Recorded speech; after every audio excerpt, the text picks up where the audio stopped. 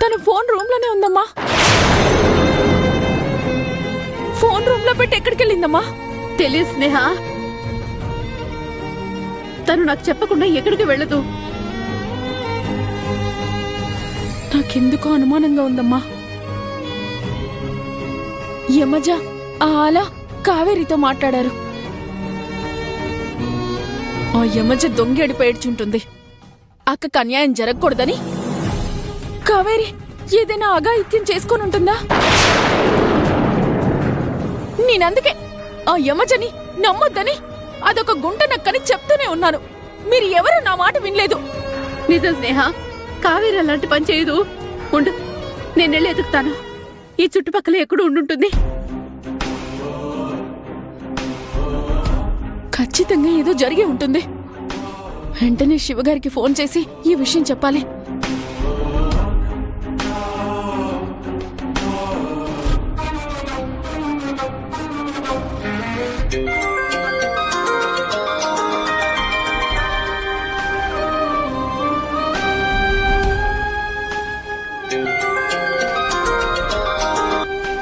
Hello స్నేహ. శివగారు, కావేరి కనిపించడం లేదండి. ఏం మాట్లాడుతున్నావు స్నేహ? కావేరి కనిపించకపోవడం ఏంటి? అవును శివగారు, ఆ యమజ అలా కావేరితో విడిగా మాట్లాడారు కదా. బహుశా వాళ్ళు తనకేదో చెప్పుంటారు. ఆ మాటను నమ్మి ఈ పిచ్చిది ఎటైనా వెళ్ళిపోయిందనేసి నాకు చాలా భయం వేస్తుంది శివగారు.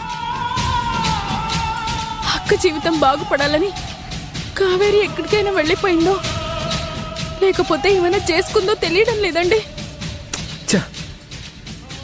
యమజని చంపేయాలి. అయినా ఈ కావేరికి ఏమైంది?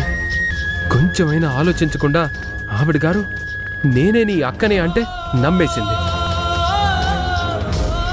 నీ భర్త వల్లే అన్యాయం జరిగిందంటే అది నమ్మేసింది. ఇక ఇప్పుడు ఆ యమజ కోసం తన జీవితాన్నే వదిలేస్తుందా? సరే, అవన్నీ తర్వాత ఆలోచిద్దాం. ముందు కావేరి ఎక్కడుందో వెతకండి. నేను కూడా ఈ చుట్టుపక్కల వెతుకుతాను. ఆల్రెడీ అమ్మ వెతకడానికి వెళ్ళింది. సరే స్నేహ. సరే.